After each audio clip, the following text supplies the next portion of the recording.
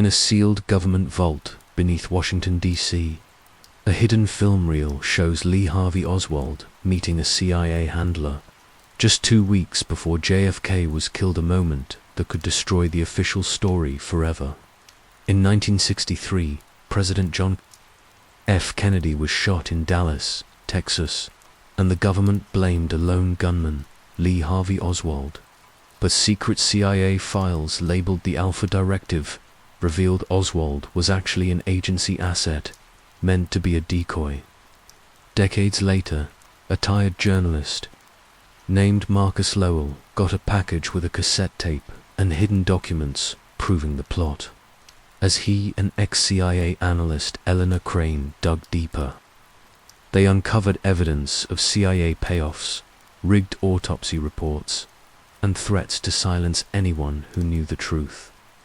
This matters because it shows how powerful people can rewrite history to protect themselves. If these files are real, it means an American president was murdered by his own government, and the public has been fed lies for over 60 years.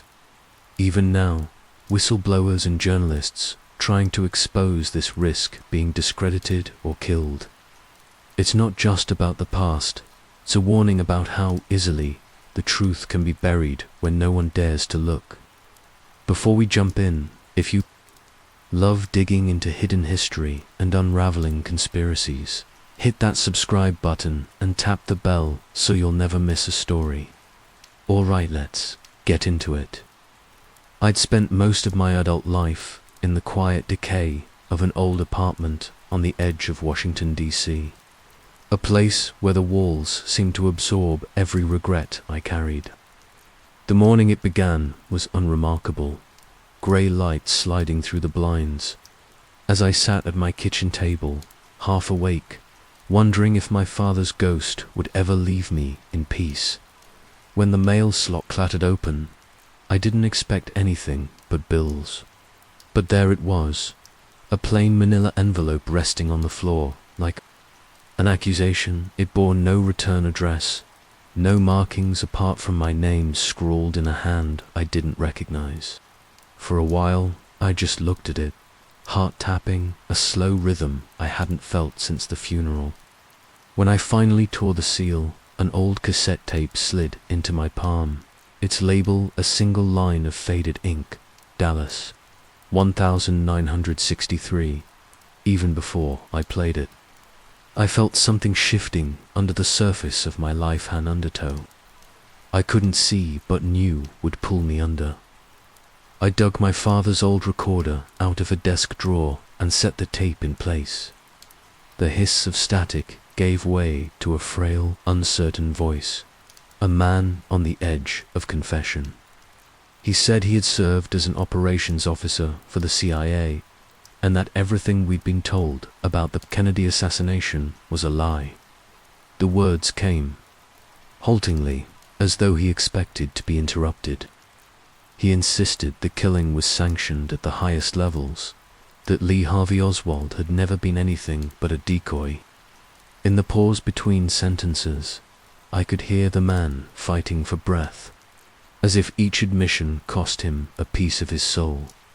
He ended with a warning that landed like a blow. He said, "They will erase you too." The tape stopped. In the silence that followed, I sat perfectly still, my hand pressed over my mouth. For a moment, it felt like my father was sitting across from me again, the way he used to on nights when his conscience refused him sleep.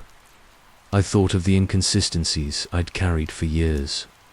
The death certificate that never matched the coroner's report, the journal my father kept that disappeared the day he died. The official explanations had never satisfied me, but I'd learned to bury my suspicions under the routines of work and solitude, telling myself that some questions were too dangerous to ask. That morning, I knew I couldn't pretend any longer. I gathered every scrap of what remained: newspaper clippings, a cracked photograph of Dealey Plaza, the incomplete notes my father had left behind. I spread them across my kitchen table, feeling a clarity I hadn't known in years. The grief never left me. It only changed shape. Now it had become purpose. I set up a digital journal on my laptop, determined to document every step. Not because I believed it would protect me deep down. I knew it wouldn't, but because I wanted there to be a record. If they came for me, I wanted someone to understand why I couldn't walk away. As the day wore on, I listened to the tape again and again, hoping to catch something I'd missed, a clue hidden in the rasp of the man's breathing or the faint hum of a background machine. Each time, I came back to the same simple truth. This was no ordinary confession. It was a spark meant to ignite everything I had tried to forget.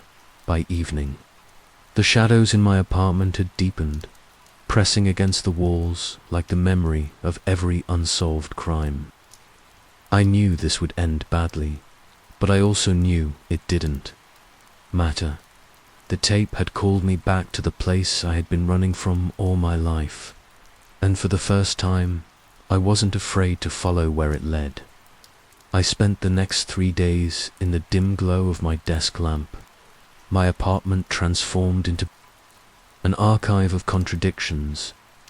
Every lead I pursued seemed to fracture into more questions, but the voice on the tape haunted me, repeating the same refrain. They will erase you too. It wasn't a threat so much as a certainty, a fact I had to decide whether to accept or defy. On the 4th morning, I turned my attention to the tape itself. The man's identity had become my first puzzle. I pulled up every declassified CIA roster I could access, cross-referencing dates, ranks, and the slight Midwestern lilt in his voice. By late afternoon, I had a short list of names. At the top was a project I had never heard of, Operation Echo. The files were fragmented, buried in Cold War archives nobody cared to revisit. But I found just enough to know Echo had been more than a surveillance program. It was a containment effort, one designed to neutralize threats before they reached the public record. One name surfaced again and again: Patrick Doherty, officially. He had been an FBI agent attached to the Warren Commission as a special advisor, but his personnel file ended abruptly in 1964, listing him as missing. No further notations, no closure. I felt a flicker of recognition when I read his name, though I couldn't say why.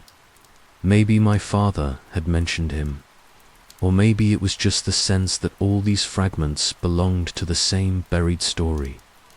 I traced Doherty's last known location to a courthouse basement in Virginia.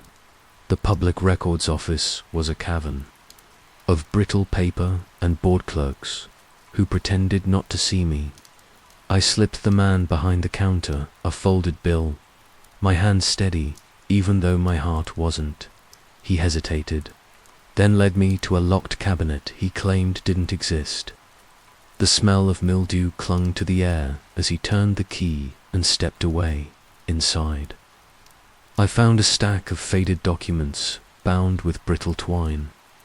I worked methodically, scanning each page, my breath shallow as the story began to emerge. Doherty hadn't vanished without a trace.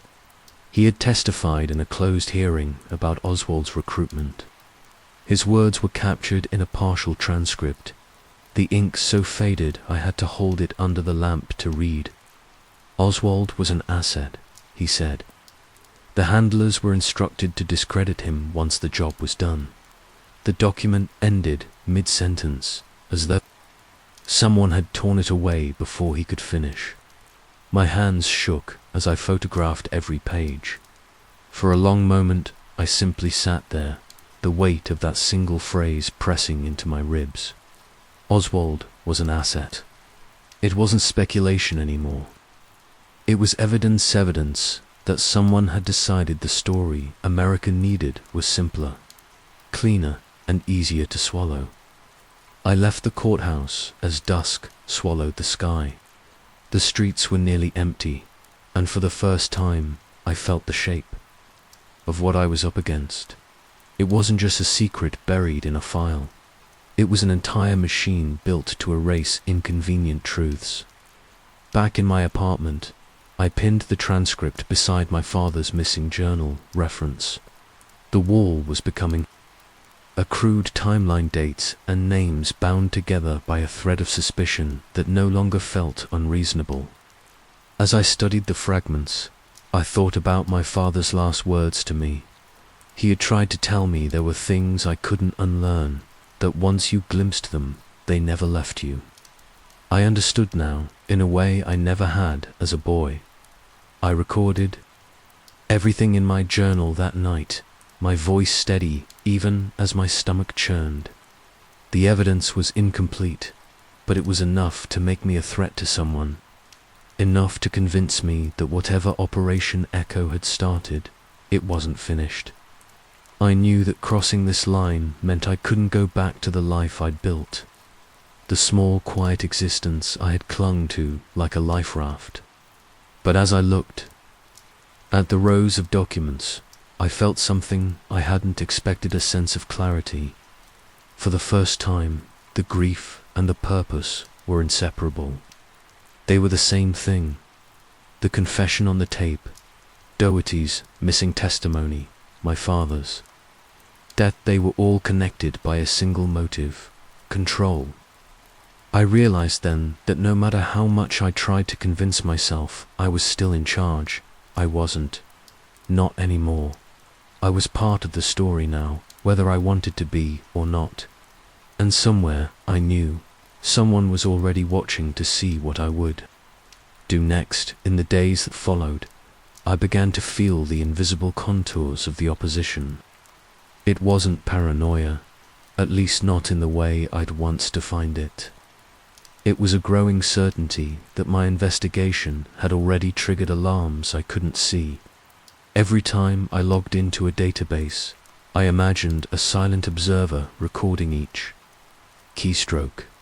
Every time I stepped into the street, I felt the measured indifference of passing strangers who might not be strangers at all. On the fifth evening, an encrypted email arrived in my inbox. No greeting, no sign-off, just a single line of text. "You're not alone. Meet me." An address in Baltimore followed, along with the time. Midnight. I debated deleting it, telling myself I couldn't afford to trust shadows. But the simple fact was I had no choice. I needed help, or at least information. When the hour came, I drove east through the quiet arteries of the city. Every block a reminder that I was stepping further out of the life I'd once known. The address led me to an abandoned safe house tucked behind a row of boarded-up storefronts. From the outside, it looked like any of the other forgotten buildings on the block. Inside, the air smelled of stale paper and old secrets. She was already waiting, seated in the half-light of a single lamp, Eleanor Crane. I recognized her face before she gave me her name. Years ago, she had been a rising analyst in the CIA's Special Operations Group, her work mentioned in passing in a series of heavily redacted documents. She gestured for me to sit, her expression unreadable. She told me she'd walked away from her post because she'd spent too many years scrubbing the record clean of truths that would never see daylight. She described the operation in precise terms, as if she still worked for them. Operation Echo, she said, was a failsafe, an internal directive designed to preserve national stability by any means necessary. When Kennedy refused to approve covert actions that would manufacture a pretext for war, the decision was made to remove him. As she spoke, I realized how naive I'd been to think this was just a Cold War relic. Echo hadn't disappeared. It had evolved. Some of the men who orchestrated Dallas were dead, but others had simply changed their titles and carried on, their mandate intact. I tried to absorb the breadth of what she was telling me, but my mind kept circling back to my father. I asked her if she knew his name. She hesitated before answering. He'd been on a watch list, she said, flagged as an informational hazard. The phrase sounded clinical, almost absurd, but I understood what it meant. They'd known he was trying to uncover the truth, and they'd ensured he never would. Ellie leaned back in her chair, her voice quiet as she warned me that I wasn't just confronting history. I was challenging something alive, something that would not hesitate to erase me the way it had erased others. For a moment, I thought I saw regret flicker in her eyes. Then it was gone. I left the safe house just before dawn, my head pounding with the enormity of what I'd heard. As I stepped into the cool morning air, I knew the line between witness and participant had vanished. I was a target now, whether I wanted to admit it or not. Driving home, I thought about the file in my father's handwriting I'd never found, about the way his voice used to sound late at night when he believed I was asleep. He had been trying to tell me this was bigger than any single event or any single man. It was a structural lattice of power designed to survive every revelation. I returned to my apartment just as the city was waking. The ordinary rhythms of the street felt obscene, a performance of normalcy I no longer believed in. I locked the door behind me and sat in the darkness, the image of Ellie's face etched into my thoughts. This was no longer about curiosity, it was about survival. And for the first time, I understood that the only way forward was to drag the truth into the light, even if it consumed me in the process. The next week blurred into a cycle of preparation and dread. I spent long hours cross-referencing everything Ellie had told me against the archives I could still reach, piecing together a mosaic of evidence that felt both undeniable and impossible. I knew it wasn't enough. If I wanted proof strong enough to survive whatever came next, I'd have to go further. Ellie reached out again 3 nights later. Her message was short, almost casual in its urgency. She'd found a way into an old CIA backup archive, one that had never been fully migrated. 2 digital servers. It was stored on magnetic tapes, sealed in a facility she'd once helped design. She believed that somewhere in that neglected vault were the operational files codenamed Echo Blue, the records that could connect Oswald directly to his handlers. In the weeks before Dallas, we met in the dead hours of morning, the air brittle with cold as we slipped through the service entrance. The facility was built to be invisible, a concrete cube masquerading as a public records annex. Inside, the corridors smelled of dust and insulation, the lights buzzing overhead like tired insects. Ellie moved with the calm of someone who had already committed every detail to memory. We passed through a series of locked doors, each one requiring a sequence of codes she recited without hesitation. In the final room, we stood before a row of magnetic tape drives, their casings dull. With age, I watched her connect a portable reader to the first unit, her hands steady even as my own felt clumsy.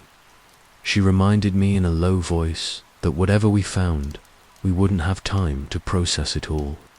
We'd copy everything we could and sort through it later.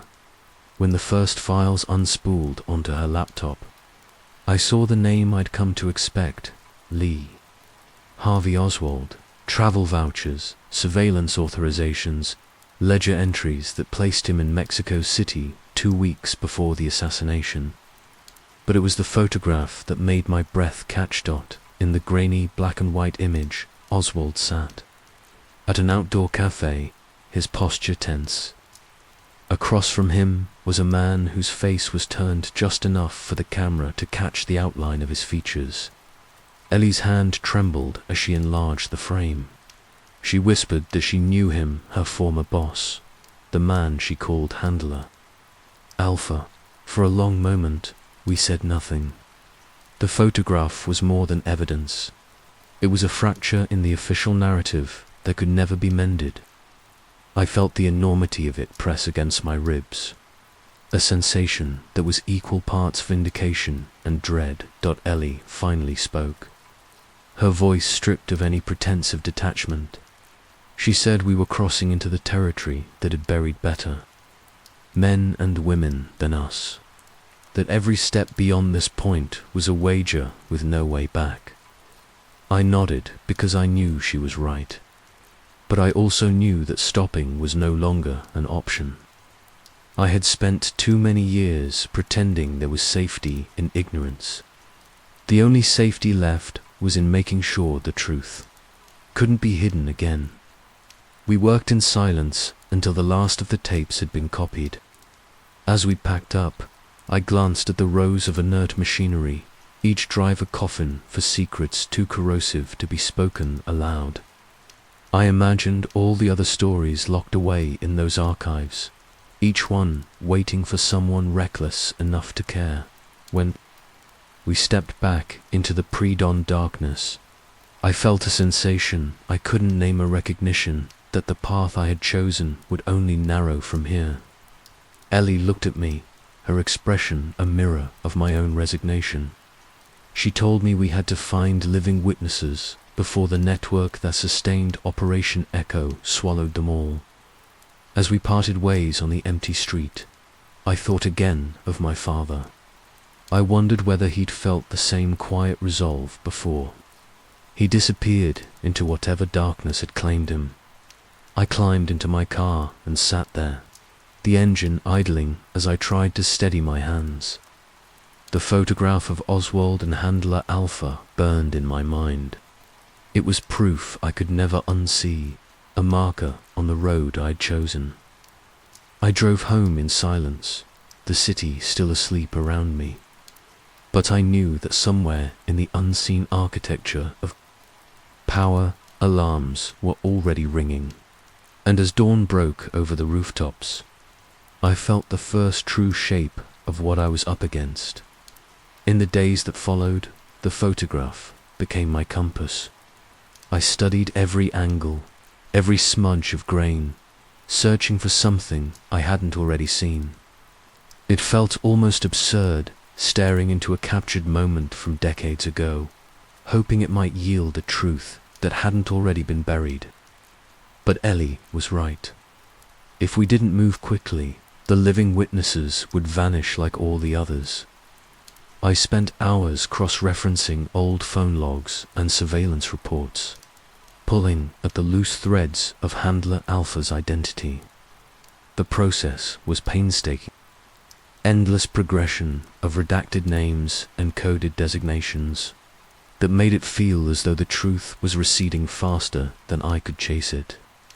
But late one night, a cross-check against a forgotten personnel roster turned up something unexpected. A notation that linked the codename Alpha to a real name, Thomas Grady. The file listed Grady as retired, living under a new identity in rural Maryland. No forwarding address, no official record of his post-retirement activities. Just a whisper of his existence left behind by a clerk who hadn't scrubbed every trace. As I read the entry, I felt a cold clarity settle over me. Grady wasn't just another operative. He was the bridge between the sanctioned lies and the raw facts no one dared to record. Ellie didn't hesitate when I called. She knew this was the last chance to confirm what we had suspected.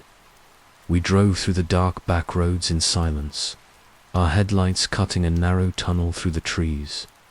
Neither of us spoke, because there was nothing left to say. We'd passed the point of no return long before we started the engine. Grady's cabin stood alone at the end of a gravel track, the windows shuttered against the night. It looked ordinary in the way only something deliberately hidden can look. Ellie stayed behind to watch the road while I forced the back door. Inside, the air was dense with the smell of old paper and oil.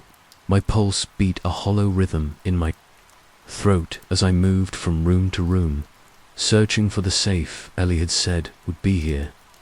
It didn't take long to find. In the bedroom closet, beneath a loose floorboard, a steel box sat bolted to the beams. I pried it open with trembling hands, my breath fogging in the cold air. Inside were redacted mission reports, photographs marked with black ink, and a single, unmarked reel of film. I was still cataloguing the contents when I heard the door creak open behind me. I turned to see Grady standing in the doorway, the silhouette of a man who had expected this moment for years. His eyes moved over me without surprise. For a moment, he looked almost relieved, as if the burden of his silence had grown too heavy to carry. He told me, in a voice that sounded older than any date on a file, that the operation had started long before the shots were fired in Dallas. The CIA had planned the contingency after Kennedy refused to approve something called Operation Northwoods, a scheme to stage attacks on American soil as justification for war, when the president wouldn't bend, Grady said. They decided to remove the obstacle. He insisted they believed they were saving the country from a nuclear crisis that never materialized. I wanted to believe he felt remorse, that he was offering this confession because it mattered to him, but in his eyes I saw only the resignation of a man who had been caught in the machinery of his own creation. Before I could press him for more, he reached into his coat and drew a revolver. Time slowed as I realized what he meant to do. I shouted for him to stop, but his hand was steady. He said he had told me everything he could, that the rest had to stay buried. Then he raised the barrel to his temple and pulled the trigger. The sound was deafening in the small room, a final punctuation to a story that had always been about endings. I stood there for a moment, the echo still ringing in my ears, the smell of cordite mixing with the dust. Somewhere behind me, Ellie's voice called my name, but I couldn't answer. When I finally stepped back into the cold night, the weight of Grady's confession settled onto my shoulders like a sentence. He was gone, but the film reel in my hand felt heavier than anything I'd ever carried. I knew then that whatever happened next, the story would not end the way they had planned, because Grady's death wasn't an erasure. It was proof, messy, undeniable, and impossible to suppress. We drove away in silence, the road unspooling behind us in the dark. I kept seeing his face in the glare of the passing headlights, the hollow certainty in his eyes. He had believed he was saving something. I wondered what he'd think if he knew how little of it had survived. At dawn, when we reached the city limits, Ellie finally spoke. She told me the reel had to be analyzed before anyone else got to it. I nodded, though every instinct in me was screaming that it wouldn't matter. We were already marked, already too close to the heart of something that would not tolerate witnesses. I watched the horizon pale to the color of old ash, and felt the last traces of my old life slip away. Whatever came next, there was no turning back. We didn't wait long to process the reel. By the time the sun climbed over the rooftops, Ellie had secured a basement lab beneath an unmarked building downtown. The space felt like a tomb. Concrete walls, a single table crowded with obsolete equipment, the hum of an old ventilation unit that never seemed to pause. Ellie moved with quiet urgency, threading the reel into a clattering projector while I checked the locks for the third time. My mind kept returning to Grady's final words, the conviction in his voice as he insisted they had been saving the country. I wondered if every betrayal started with that same excuse and higher cause that made anything permissible. The film flickered to life on the far wall. At first, it was just motionless grain, the residue of time etched into each frame. Then, as Ellie adjusted the focus, the shapes came into view. A windowless conference room. A circle of men in dark suits leaning over a table scattered with folders. The audio sputtered and cracked, then settled into a hollow clarity that made my stomach tighten. They were discussing the logistics of the Dallas solution. The phrase itself sounded rehearsed, designed to be spoken without emotion. One man described the routes, the fallback contingencies if the first shooter failed. Another spoke about Lee Harvey Oswald, his role as the decoy, and how the narrative would be sealed within hours. No loose ends, no contradictions. For a moment, I felt suspended outside my own body, watching as history unraveled in front of me. The final voice on the tape was the most chilling. Calm, precise, almost bored as he detailed payouts to organized crime contacts and instructions for neutralizing witnesses. Ellie didn't look away from the screen. Her face washed in the pale glow of a history that was never supposed to surface. When the film ended, she turned to me and said we were holding the evidence that could collapse the official story forever. I wanted to believe her, but as I powered up my laptop to begin copying the footage, something caught my eye. The green indicator light beside my camera had flickered just once. A tiny tremor of illumination that might have meant nothing. But as I stared, it pulsed again, then went dark. I felt the cold certainty settle over me. We weren't alone. Even here, in this hidden room, someone was watching. Ellie moved to disconnect the power, but before she could, her phone buzzed against the table. A single message appeared on the screen, the sender hidden behind layers of encryption neither of us could penetrate. For words, "You've gone too far." We didn't speak as we packed up the equipment, each of us following the silent choreography of people who already understood what came next. Outside, the day had turned brittle and bright. The sky too blue to feel real. That night, back in my apartment, I sat in the darkness and waited for the knock I knew would come. Hours passed, my breath shallow, every creak in the old pipes tightening the muscles in my chest. Sometime after midnight, I heard the low rumble of an engine. I moved to the window and pulled back the curtain just enough to see. An SUV idled across the street, its headlights flooding the pavement. The vehicle didn't move, didn't signal. It just waited, as patient and indifferent as the men who had orchestrated the events on that reel. I thought of Grady, of the way his voice had flattened when he accepted there was no way out.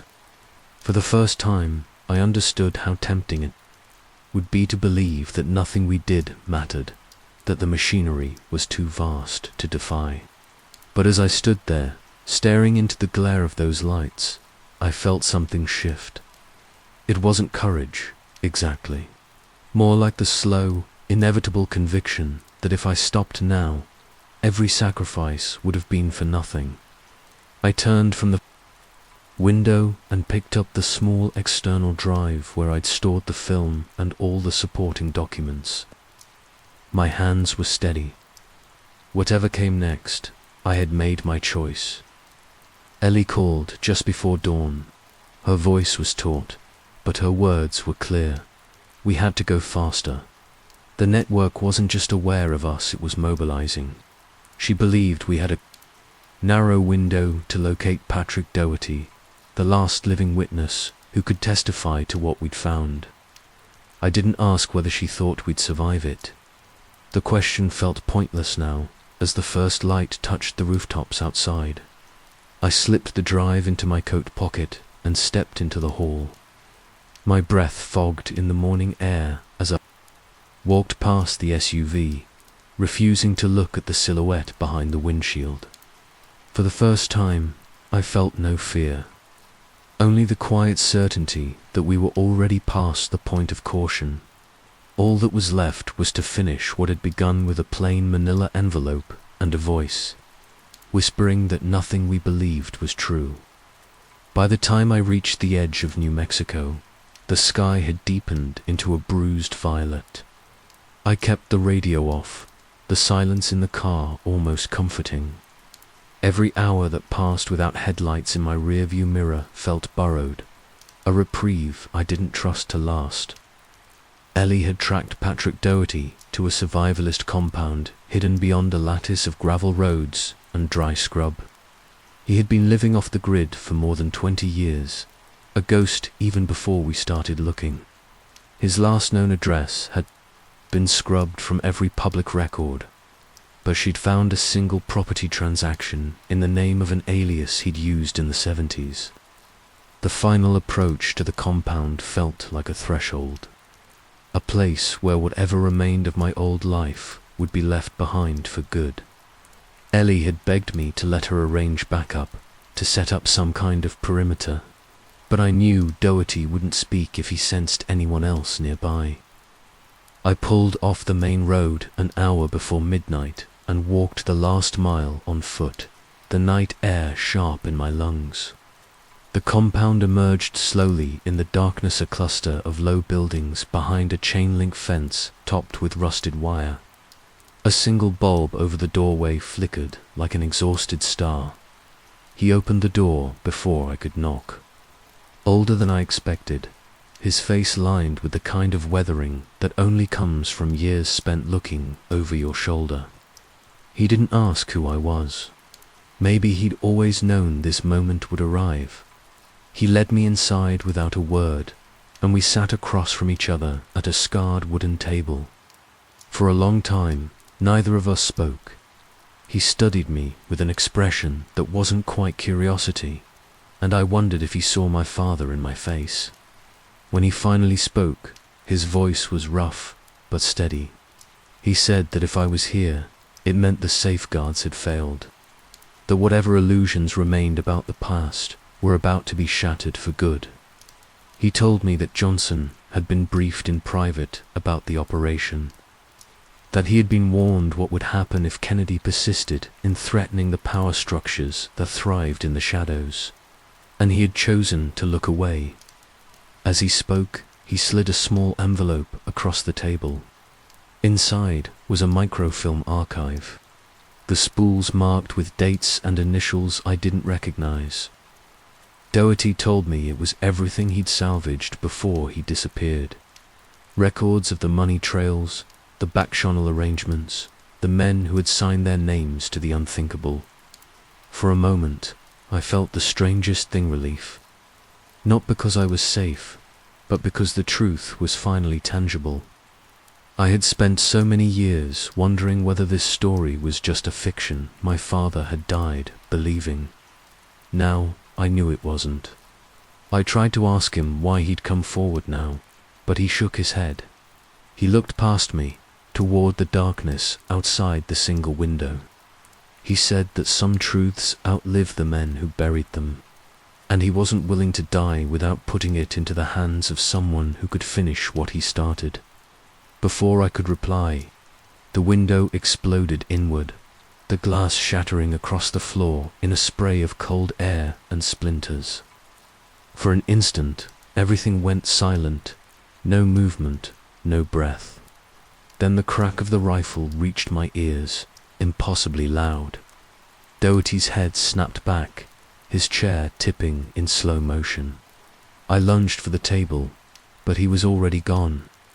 The microfilm clattered to the ground, the spools unwinding in a thin black ribbon across the boards. I didn't stop to look. My body moved on instinct, scooping the reels into my coat, sprinting for the back door as a second shot tore through the doorway behind me. My legs burned as I stumbled across the yard, the fences a blur of shadows and twisted metal somehow. I cleared the perimeter and dove into the darkness beyond, my breath ragged in my throat. I kept running until the gunshots faded, replaced by the brittle hush of the desert. When I finally stopped, I was crouched behind a ridge of rock, the microfilm pressed tight against my chest. I waited there for what felt like hours, straining to hear footsteps that never came. My hands were shaking so badly I could hardly close. My fists, in that moment, I knew nothing about what came next, only that I was alone again. When the first hints of dawn crept over the horizon, I forced myself to my feet. My legs felt unsteady, as if they no longer trusted the ground beneath. Then, as I walked back toward the road, I tried not to look at the compound. I didn't want the memory of that place to be any clearer than it already was. Somewhere behind me, a man who had carried this secret longer than I had been alive was lying still, the final witness to a story that no one wanted to believe, and now that burden belonged to me. I didn't know if I would survive what came next, but as the light grew stronger, I felt the shape of a choice that was no longer a choice at all. Whatever the cost, I wasn't going to let this truth disappear again. I drove east as the morning light gathered in thin ribbons across the empty highway. The microfilm sat on the passenger seat, the spools coiled like a living thing. Every mile that passed seemed to sharpen the awareness that I was carrying the last intact record of an operation designed to disappear without a trace. By the time I reached the edge of Baltimore, exhaustion had settled into my bones. But I couldn't stop. I needed someone who could help me make sense of what I held. Someone who could read between the lines without flinching. Teresa Marquez had been a journalist once, the kind my father respected. Her name appeared in a handful of old notes he'd scribbled, alongside dates I now understood had marked the start of his own investigation. Her father had been a Cuban exile operative in the early days of the CIA's covert wars. She had grown up with the knowledge that official narratives were always partial truths, and often not truths at all. I found her in a cluttered walk-up, lined with dusty books and yellowing newspapers. She opened the door before I knocked, as if she had been expecting me. For a moment, neither of us spoke. Then she stepped aside, motioning me in with a gravity that needed no explanation. We sat across from each other at a kitchen table scarred by years of cigarettes and coffee rings. I laid out the reels of microfilm, my hands unsteady as I described how they had come into my possession. Teresa listened without interrupting, her eyes fixed on the evidence as if it might vanish between blinks. When I finished, she reached for the first spool and turned it in her fingers. She told me she'd seen fragments of this material before, references in old intelligence briefs, whispers from sources too frightened to go on the record, but never in a form this complete. She worked methodically, setting up a small viewer she'd once used to verify classified archives. As the images flickered to life in the dim room, I saw the familiar names scroll past in delicate white script ruby. Oswald, Johnson. The ciphers were woven through the documents in precise columns of encoded numbers.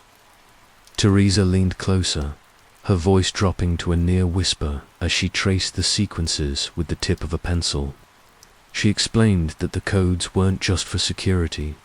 They were keys to an internal system of payoffs, the ledger that had kept the machine running long after the shots in Dallas. I watched her expression tighten as she translated the first section. It was a payout schedule, funds laundered through a series of shell companies and routed to Jack Ruby. Another set of records showed contingency plans for the arrest of Oswald, including scripts prepared in advance for media distribution. For a while, neither of us spoke. The evidence was too precise to be denied, too damning to be dismissed.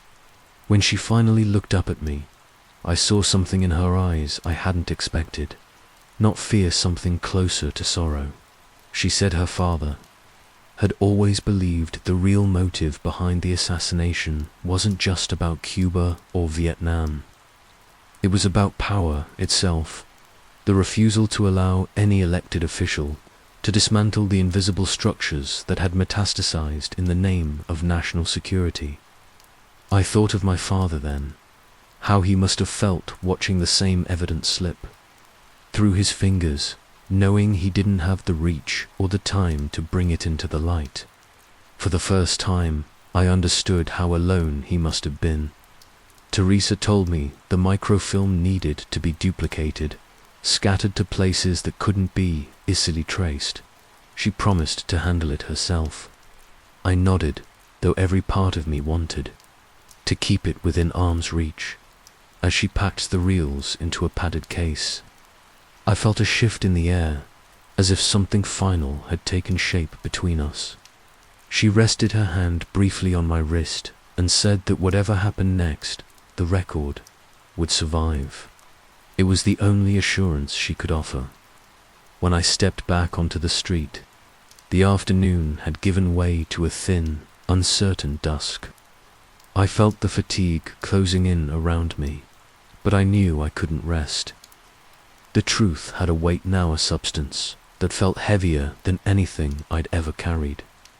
I walked to my car, each step measured against the knowledge that every mile I put between myself and that apartment only bought me time. The men who had silenced Doherty weren't finished. They had been cleaning up loose ends for decades, and I had just become the most exposed of them all. But beneath the exhaustion and dread, there was something else. A sense that this was the moment my father had tried to prepare me for.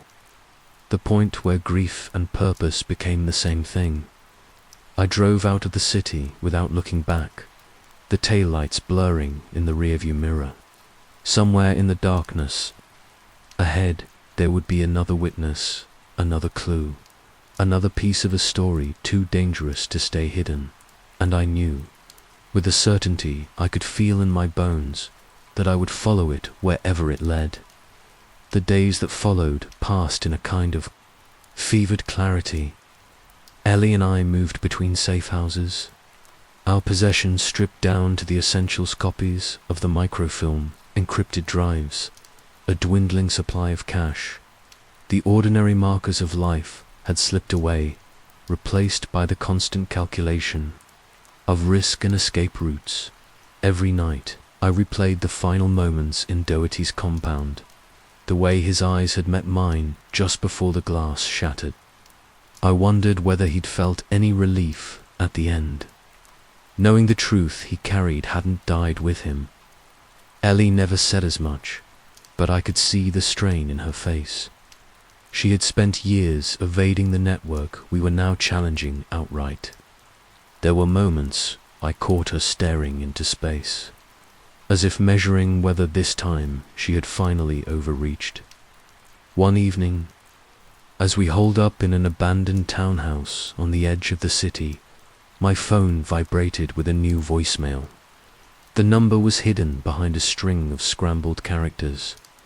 I listened in the dark, the device pressed tight against my ear. The voice was digitally distorted, low and hollow as it spoke. It told me I was already in the record, that every movement I made was logged. It said if I continued, I would become the next footnote in an official story that would never bear my name. The message ended with a click that felt more final than any threat I'd heard. When I traced the call, it routed back to a CIA satellite line. Ellie sat across from me, her expression unchanging as I relayed what I'd learned. She told me it was likely an insider, someone who knew just enough to monitor our movements, but not enough to shut us down without drawing scrutiny. As the days passed, the tension metastasized into something I could feel in my chest, a constant ache beneath my ribs. Every time I turned a corner, I expected headlights to flare behind me. for the sudden hush of an engine to signal the end of all this. At night, sleep came in broken intervals. My dreams were a tangle of half-remembered fragments: my father's voice, Doherty's hollow stare, the flicker of the microfilm against Teresa's kitchen wall. Each time I woke, it took a moment to remember where I was and why I couldn't afford to close my eyes again. One morning, Ellie told me she was no longer certain our caution would matter, that the network had learned to adapt over generations, refining its methods until exposure itself became impossible. She said they didn't need to bury the truth anymore. They only had to smother it beneath an avalanche of conflicting narratives, each more outlandish than the last. In that moment, I felt a quiet despair, the realization that no matter how much proof we amassed, the machinery was already primed to deny it. But beneath that despair, there was something harder, colder, a conviction that even if the story was buried, someone had to bear witness. Late that night, we received word through a contact that a courier was willing to meet a man who claimed to possess ballistic evidence that would obliterate the lone gunman myth once and for all. He refused to communicate by phone or encrypted message. The meeting had to happen face to face in a crumbling warehouse on the edge of the district. As we drove through the empty streets, I tried to quiet the unease in my chest. It felt too convenient, too sudden, but we had no other leads, and the evidence he described was the final link between our microfilm and the public record. The warehouse was nearly dark when we arrived, the high windows covered in plastic sheeting that shifted in the night breeze. I followed Ellie through the broken door, every step ringing against the concrete. The man stood near the far wall, his face hidden beneath a hood. His voice was hoarse as he described the photograph's images of a second shooter behind the picket.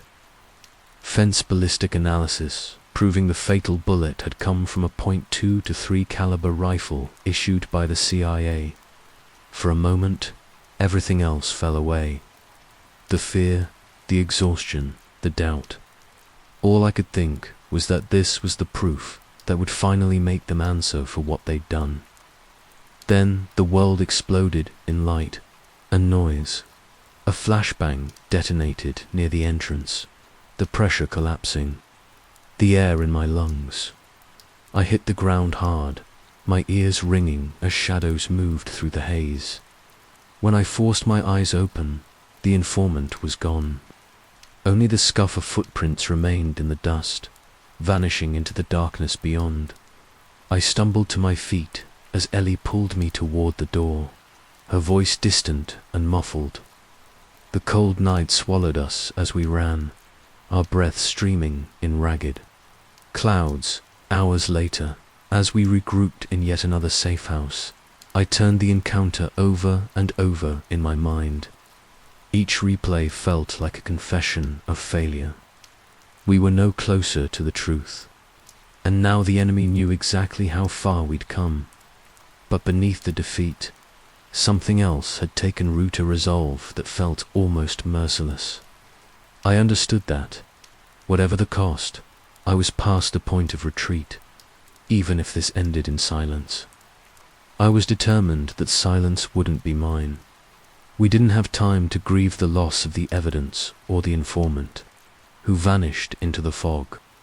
Each day that passed without a breakthrough felt like a tightening noose, a quiet reminder that the network didn't need to find us immediately. It only needed to wait. Ellie insisted we keep moving. She'd learned, in her years running counterintelligence cleanups, that the easiest way to disappear was not to go underground, but to keep shifting, never allowing the routine to form a pattern. By the third night, I couldn't tell if the exhaustion in my body was fatigue or the slow erosion of my old self. I started to notice the small betrayals of my own memory. An address I thought I'd written down. A recording I was sure I'd Saved. Each lapse felt like a crack forming in the walls I'd built to keep my fear at bay. We received the next lead in the form of an anonymous packet slipped under the door of the safe house. Inside was a single sheet of paper, creased and stained, with a rough diagram of Delhi Plaza. 2 firing positions were marked in red ink, one behind the picket fence, the other in the depository. A notation beside the first position read, "Primary shooter, CIA issue rifle."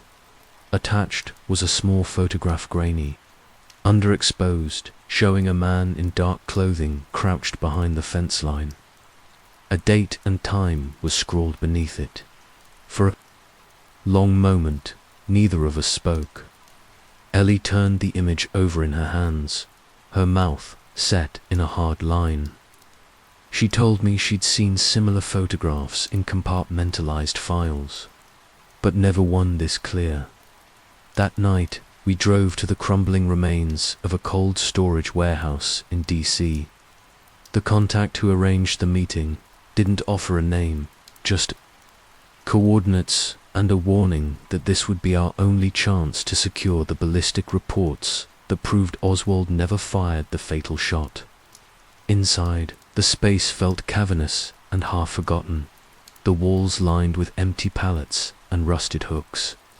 My footsteps echoed as I followed Ellie down a central aisle, her flashlight beam cutting through the gloom. The informant waited near the far wall. He didn't remove his mask, and his voice was pitched low, as if he feared the room itself might record him. He told us that the fatal bullet had come from a .223 caliber rifle, standard CIA issue in the early 60s. He described how the weapon had been signed out under a false identity weeks before the assassination, then vanished without a trace. Every word felt like the final piece I'd been waiting to hear. The last confirmation that the story I'd inherited from my father hadn't been a delusion. Before I could ask the question forming in my throat, a flicker of movement caught my eyes, shifting shadow behind a stack of pallets. My pulse lurched. The flashbang was faster this time, a blast of white light and concussive force that swallowed the room. My knees buckled. I felt the weight of Ellie's hand on my shoulder, dragging me through the haze. When the world returned to focus, the informant was gone. No trace, no clue, only the smell of cordite and the high electric ringing in my ears. We didn't speak as we fled into the night. My thoughts were jagged and unfinished, pieces of memory and purpose tangled in the same exhausted current. Later, in a safe house that smelled of mildew and old carpet glue, Ellie told me she believed someone inside. Her old division was tracking us, feeding just enough information to lure us into traps, then sweeping up the evidence before it could surface. I asked her if she thought we'd survive. She didn't answer. Instead, she pressed her palm against the photograph we'd recovered, as if she could memorize every pixel before it vanished, too. I lay awake on a thin mattress as the hours crawled by. My mind kept returning to that masked voice in the warehouse, the certainty in his tone when he said the words, "Oswald never fired the fatal shot." For years, I'd tried to convince myself that the simplest explanation was usually the truth. But I understood now that simplicity was a luxury created by men who knew how to bury the inconvenient. Somewhere beyond that cracked ceiling, the city moved on, unaware that a story as old as my life was still unfolding beneath its streets. And, as dawn broke over the windows, pale and indifferent, I felt the last traces of my hesitation dissolve. The decoy had been identified, the real shooter named, and I was no longer willing to accept that any of it could be erased. In the fragile hours before daylight, Ellie began making arrangements to recover the last piece of proof we still lacked. The original autopsy materials had never been fully released, buried in a labyrinth of archives and mislabeled boxes. She believed they were hidden in a restricted wing of the National Archives, a place she'd once been assigned to sanitize when she still wore the badge of her old agency. We knew it was a risk neither of us could afford, but the ballistic analysis and microfilm weren't enough on their own. If we could secure the autopsy records, if we could show the fatal wound couldn't have come from Oswald's rifle, it would complete the chain of evidence that connected every hidden decision to a single, undeniable outcome. We met at dawn in the empty parking lot behind the archives, the air damp with the promise of rain. Ellie didn't look at me as she loaded her equipment into a canvas bag. I could feel her weighing every possibility, every failure, every moment when a different choice might have kept us safe. Inside, the building felt more like a mausoleum than a library. The air was cold, and the polished floors seemed to swallow the sound of our steps. We moved quickly, following corridors that narrowed into a warren of locked storage rooms and file cabinets, sealed with heavy latches. Ellie's hands didn't shake as she keyed in the access codes. Her face was pale but composed, the expression of someone who had already decided this would be her last chance to make amends. She was halfway through prying open the cabinet when I heard the unmistakable shuffle of footsteps beyond the doorway. At first, I thought it was security, some board guard doing a routine sweep. But then the footsteps stopped, and the silence that followed was too deliberate. I turned just in time to see the door swing inward. 3 figures stepped through, their faces hidden behind black cloth, their movements practiced and sure. For a split second, none of us moved. Then one of them raised a gloved hand, and the barrel of a silenced weapon cleared the threshold. Ellie looked back at me, and in that moment, I understood everything she wasn't saying. This was never about stopping us from collecting evidence. It was about containment. A contingency plan waiting for the moment we stepped too close to the last unaltered record. I lunged for the nearest shelf as the first round hissed past my ear, the impact punching a crater into the steel. Ellie dropped to one knee, firing a small stun charge into the nearest figure, the blue arc lighting up the dark. The next seconds were a blur of motion and noise. My heart hammered as I scrambled over a row of boxes, the weight of my own fear almost paralyzing.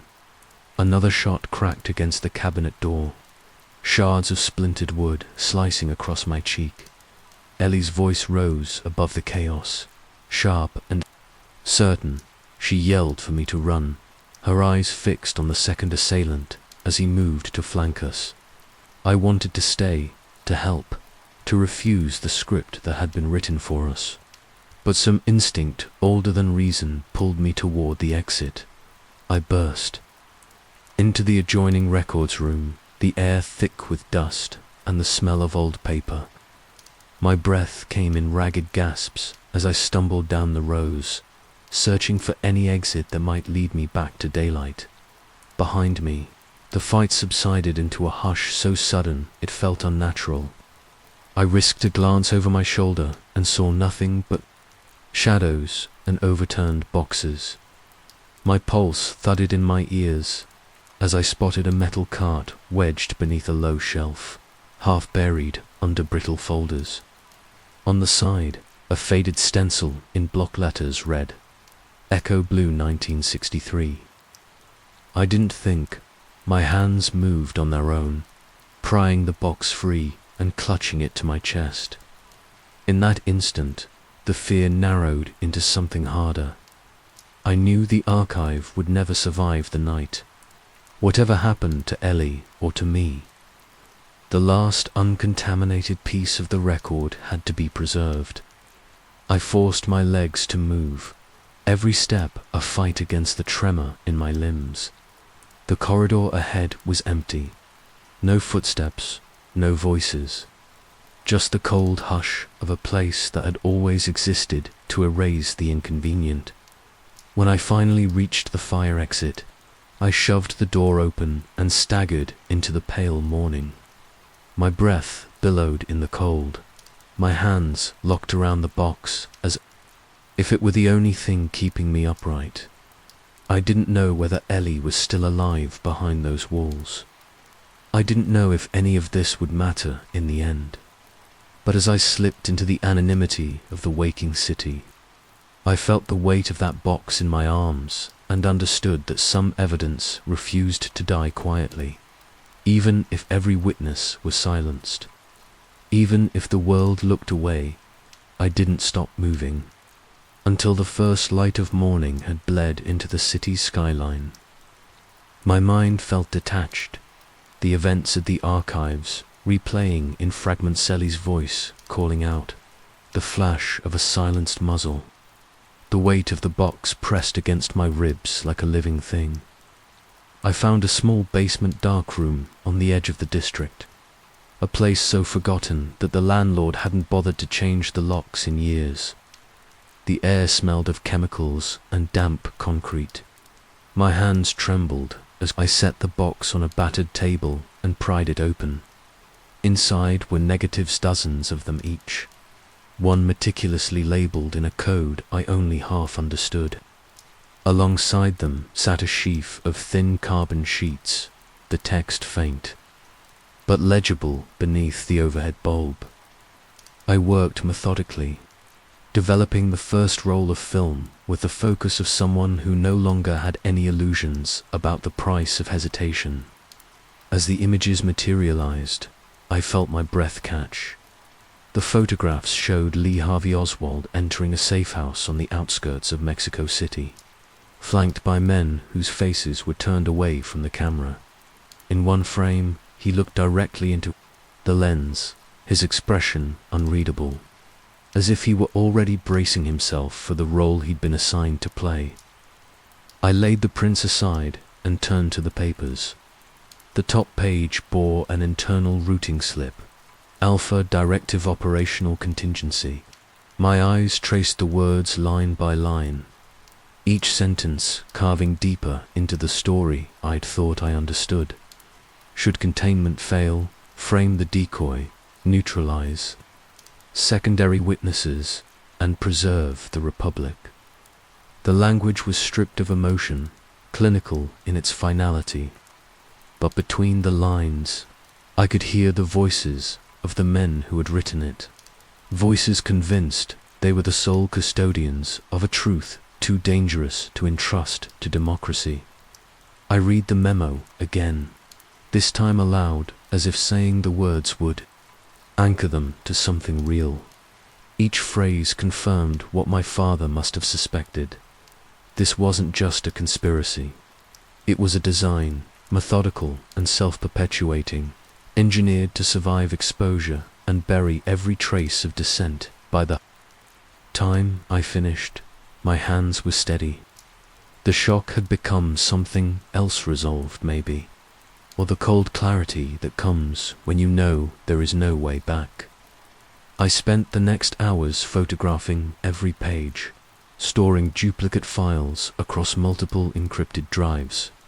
Every precaution felt inadequate, but I did it anyway. When I was done, I sat in the darkness and let the silence settle over me. I thought of Ellie then, wondering if she'd made it out of the archives alive. Part of me feared I'd never hear her voice again, that she had become another name in the long ledger of those who had dared to question the narrative. But another part of me believed she'd find a way back. She always had. When I stepped outside, the afternoon had softened into an uneasy twilight. The city moved around me, indifferent to the fact that its history was written in lies most people would never question. I walked to a payphone in a forgotten corner of a bus terminal. My fingers dialed the number Teresa had given me a line. she said was secure enough to trust for a single call. When she answered, I told her I had the Alpha Directive. I heard the catch in her breath, the moment when disbelief gave way to understanding. She asked me if I was ready to finish it, to take the evidence into the open, where no network, no handler, no directive could bury it again. I told her I didn't know if I was ready, but I was out of options. In that moment, I felt something shift. A recognition that the story wasn't about any one man or any single act of violence. It was about the architecture of power, itself an edifice so vast it required 1,000 small betrayals to keep it standing. I ended the call and walked back into the dark. The negatives and the files were secure, but I knew they wouldn't stay hidden forever. My only chance was to move faster than the men who had built the machine that killed the president, silenced my father, and tried to erase every witness in between. As I disappeared into the glow of the city, I felt the weight of that box in my memory, not just as proof, but as a measure of what I'd become. A man no longer content to be a spectator in the theater of someone else's truth. And for the first time, I realized that even if this ended in failure, it wouldn't be the same as surrender. The hours after the call to Teresa passed in a tense, suspended quiet. I stayed in the shadows of a boarded-up building near Union Station, my back pressed to cold brick, the microfilm hidden beneath my coat. Every sound, the hiss of a passing bus, the scrape of a stray cat in an alley felt amplified, like the world itself was bracing for whatever would happen next. When dawn broke, a message arrived on the burner phone Ellie had insisted I carry. The sender was unlisted, but I knew the phrasing could only be hers. Archives compromised. Extraction needed. I felt the fear bloom in my chest, but there was no time to consider it. I called Teresa. She picked up on the first ring, her voice measured and low. She told me she'd traced the signal to a decommissioned federal building on the outskirts of the city, one the agency had quietly converted into a black site for temporary The phrase lodged in my mind, colder than any threat. I understood then that Ellie had been taken alive because someone believed she still had leverage worth extracting. By nightfall, Teresa had pieced together the building's floor plan from old procurement records and whispered tips from contacts who'd survived the program's early years. She looked at me across the table, her eyes unflinching, and said this was the last chance we'd have to get her out. We drove in silence. The roads were empty, the city reduced to a lattice of sodium lamps and quiet intersections. At the perimeter, we cut the engine and approached on foot. I felt my pulse in the soles of my shoes, every step a question I could no longer avoid. How far was I willing to go to end this? The service entrance was unguarded, exactly as Teresa's contact had promised. Inside, the air was cool and stale, thick with the hush of fluorescent lighting. We moved fast, each corridor another echo of the buildings we'd broken into before. When we reached the lower level, I stopped in the doorway. The space beyond was too large, too orderly to make sense. Rows of cells stretched into the dark, each one fronted by heavy glass. Figures sat inside, motionless in the blue glow of overhead lamps. Some were slumped in chairs, others stared straight ahead, as if waiting for something they knew would never arrive. Journalists, former agents, researchers, all of them disappeared for the same crime, refusing to let the past stay buried. Ellie's cell was near the end of the row. She sat with her head resting against the wall, her eyes closed, her face drawn and pale. I rapped lightly on the glass, and her eyes flickered open. Recognition passed between us in a single instant, more powerful than any plan we'd made. Teresa bypassed the lock with practiced ease. When the door hissed open, Ellie didn't ask questions. She let me pull her to her feet, her weight heavier than I remembered. Her voice came out in a raw whisper. She told me they were planning something new on imminent purge of all digital archives connected to Echo Dot. The urgency in her tone left no doubt. If they succeeded, everything we'd uncovered, every confession, every photograph would vanish into the same void that had swallowed the rest. I felt my resolve settle into something hard and unmovable. We didn't speak as we retraced our path to the surface. I could feel time narrowing around us, each moment shrinking to a single imperative. Finish this before they did. Outside, the air felt impossibly fresh after the recycled chill of the black site. For a moment, the three of us stood together in the dark lot, the stolen files pressed between us like a compact we hadn't needed to voice. Ellie steadied herself against my shoulder. In her eyes, I saw the truth she'd carried alone for so many years, how knowledge could become a burden so heavy it left you hollow. But also how, in the end, there was no other choice but to keep carrying it. We didn't wait. We drove straight into the city, our destination already chosen. An independent broadcast station operated by the last journalists willing to risk everything for a story no one else would touch. The streets blurred past in a haze of fatigue and adrenaline. I tried to imagine what it would feel like to speak the words out loud, to name the names in front of a camera that couldn't be confiscated or destroyed. In the back seat, Ellie rested her head against the window. Teresa navigated without hesitation, her voice steady as she called in the last favors she had left. For the first time since the envelope arrived at my door, I felt the faintest edge of hope. Not certainty ever, that but the fragile belief that if we moved quickly enough, some part of the truth might survive us. When the station came into view, lit by a single flickering sign, I felt the road beneath the tires change. It wasn't safety we were approaching.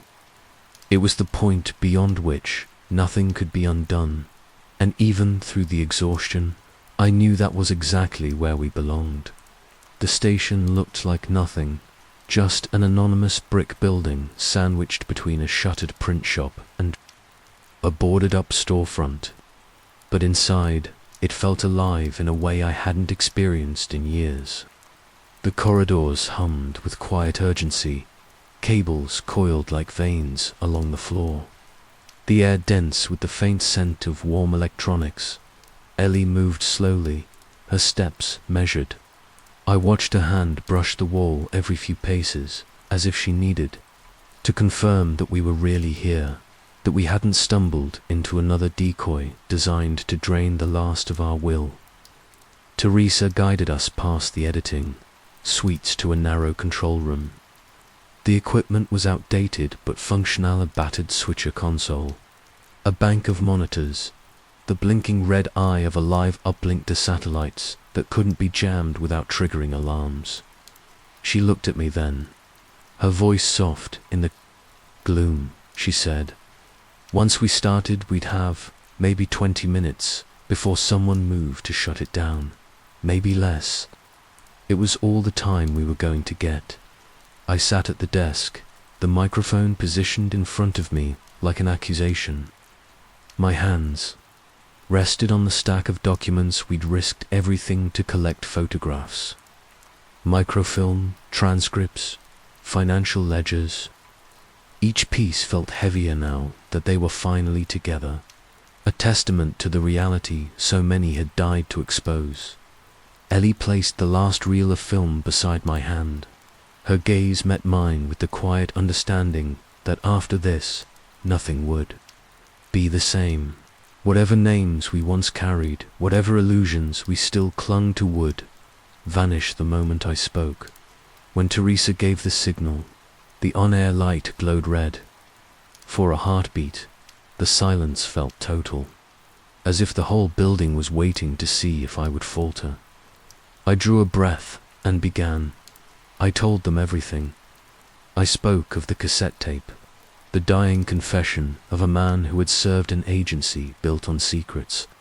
I recounted the partial transcript that proved Oswald had been an asset, not a lone fanatic. I described the microfilm archives that showed how the machinery of disinformation had been funded and sustained. Year after year, generation after generation. I named the men who had signed the Alpha Directive, the ones who had decided a president's life was a price worth paying to preserve their power. I recited the contents of the ledger's payouts to organized crime, hush money for witnesses, black budgets used to erase every inconvenient voice. Ellie's hand rested lightly on my shoulder as I spoke, grounding me in the knowledge that I wasn't alone anymore. For the first time, the story I carried wasn't just mine. I didn't try to soften the truth. I didn't hedge or speculate. I laid out the evidence in plain, unembellished words, each sentence an indictment. When I reached the end, my voice cracked, not from fear, but from something closer to relief, a sense that, however briefly, the burden had been lifted. I looked into the camera and told whoever was listening that this was their history, that it had been stolen from them by men who believed. No one would ever dare to look behind the curtain. And then, as the seconds bled away, I said the only thing that still mattered. This is our history, stolen from us, and it ends now. I reached to cut the feed, but Teresa's hand stopped mine. She whispered that we still had a minute left, that there was time to say something more, but there wasn't anything else. No final revelation or triumphant conclusion. Just the knowledge that the truth was out there, and that was the most any of us could do. I pressed the switch. The broadcast ended in a hush that felt almost sacred. Outside, the first helicopters circled overhead, their rotors a dull, mechanical thunder rolling across the rooftops. Ellie closed her eyes and exhaled, as if she'd been holding her breath for years. Teresa looked at me with something I couldn't name: respect, maybe, or gratitude. But beneath it all, the same quiet sorrow I had seen in her the first night. We met. We didn't speak as we packed up the drives and documents. There was nothing left to say. The story was no longer ours to keep. As we stepped into the cold dawn, I felt the certainty settle in my chest. The truth was out. And whatever came next, whatever denial or retribution whited it, couldn't be taken back. And for the first time in my life, I felt that was enough. The hours after the broadcast felt unreal, like stepping into a dream you can't fully wake. We left the station before the first armored vans arrived, moving quickly through alleys and side streets while the city stirred to life. Every block we passed felt like a reprieve we hadn't earned. Ellie insisted we split up. That scattering was the only chance any of us had to stay ahead of the inevitable response. I watched her disappear into the crowd near Union Station, her figure swallowed by the morning rush. For a moment, I thought I'd never see her again. Teresa and I drove to a safe house on the edge of the city, an old row home, gutted and left unfinished. From the upper floor, we could see the skyline brightening in the east. The news feeds were already filling with headlines and verified claims, anonymous whistleblower, fabricated evidence. The first statement from the department came just after sunrise. A man in a crisp suit stood at a podium, the American flag draped behind him, his voice steady as he called our broadcast an elaborate hoax. He said the documents had been forged by foreign actors. He said no credible outlet would amplify what he called a baseless conspiracy theory. I stood there listening, the hollow certainty settling deeper into my bones. I had known, in some part of myself, that this was how it would unfold. That the machinery of denial was older and more practiced than anything we could throw against it. But knowing didn't dull the ache of watching it happen in real time. Within hours, the counterattack expanded. Online forums and comment sections, flooded with identical talking points, our names paired with the word fraud in every permutation. Bot accounts spread clippings of our faces alongside out-of-context quotes, each one designed to shred what little credibility we still had. Teresa paced the narrow living room, her phone pressed to her ear, her voice low as she called contacts. She trusted, some promised help. Others didn't answer at all. And a few voices I recognized from our earlier planning told her never to call again. Ellie sent a single message, routed through a dozen proxies. They had decades to prepare.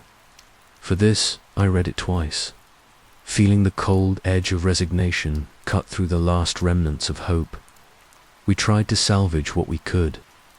For the next day, we uploaded every document to mirrored servers, shared every file with journalists who had once sworn they would print the truth if they ever saw it, but most never responded.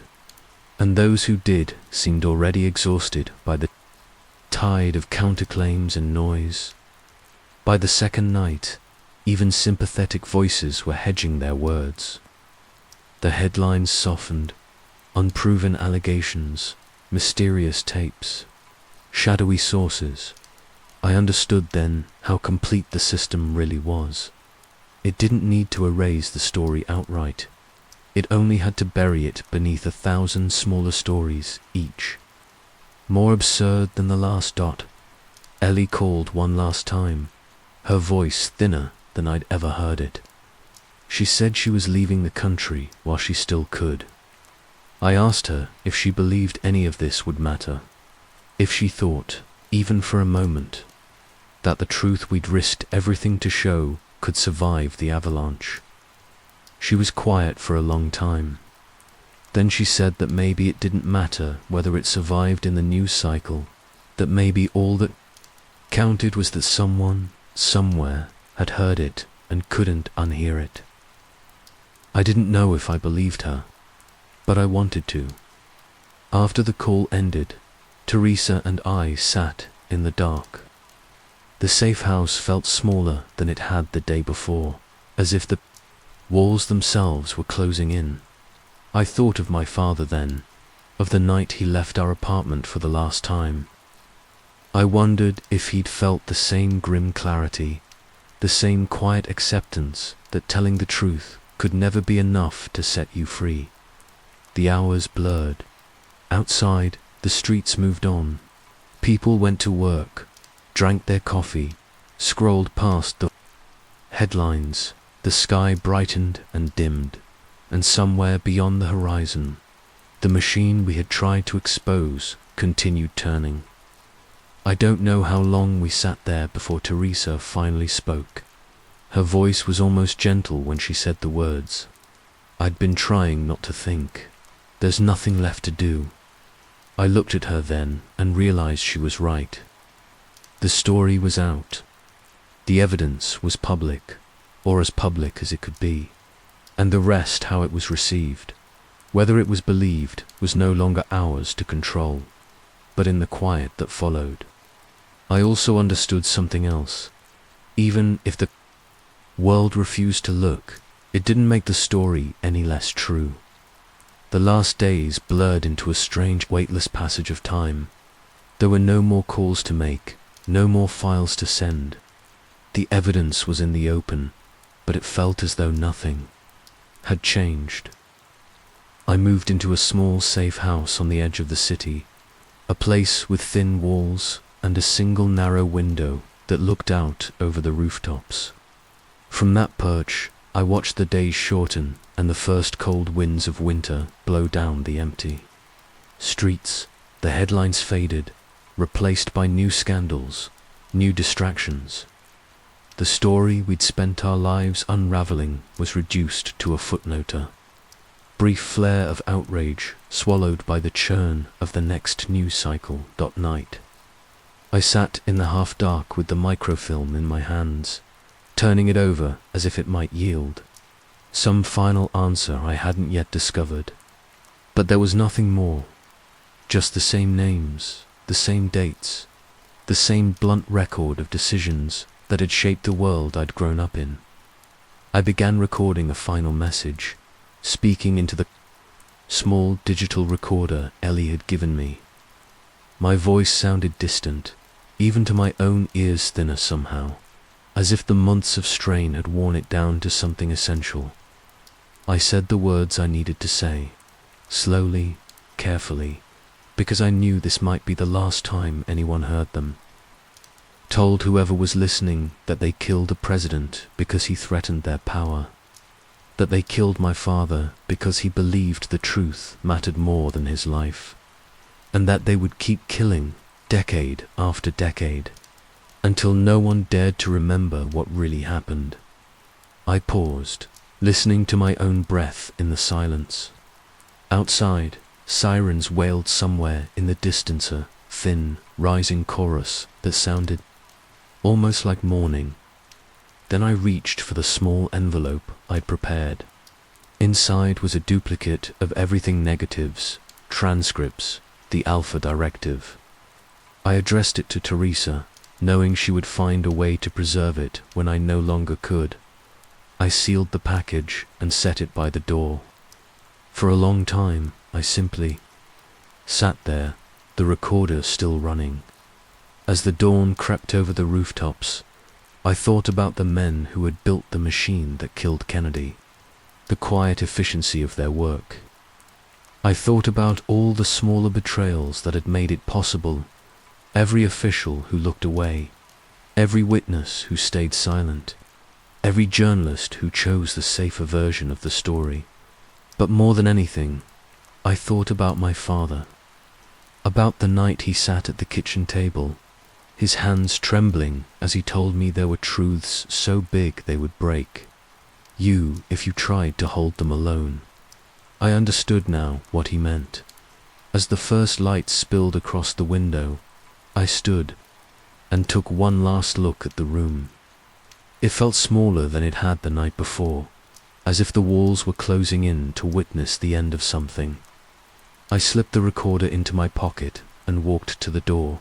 My hand rested on the knob for a moment, feeling the chill of the metal. I stepped outside and let the pale morning air fill my lungs. The city was waking, oblivious to the fact that somewhere in its quiet corners, a story too dangerous to believe had been told. I didn't know if I would see another sunrise. But as I walked down the narrow steps, I felt a quiet conviction that no one could erase. They had silenced a president. They had silenced thousands, but they would not silence the truth. Somewhere in the darkness, I knew the broadcast footage was still out there, copied, archived, passed from one hand to another, and in that thought, I found the only peace left to me. On an April morning in 1968, an FBI field commander's voice crackled over a hidden radio line. Code Meridian is active, proceed. Minutes later, Martin Luther King Jr. was dead, and a carefully chosen scapegoat was already in motion. In 1968, Dr. Martin Luther King Jr. was assassinated in Memphis, Tennessee. Officially, James Earl Ray was arrested and convicted as the lone gunman, but secret documents, some never seen until decades later, describe Project Echo, a covert program run by the FBI and CIA with private defense contractors funding it. Investigative journalist Daniel Price uncovered sealed memos, financial records showing millions in hidden payments, and a recording of an order to kill King hours before the shooting. This matters because it suggests King's murder wasn't just the act of one man, but a coordinated plan to stop him from uniting civil rights and anti-war movements that threatened billions in defense contracts.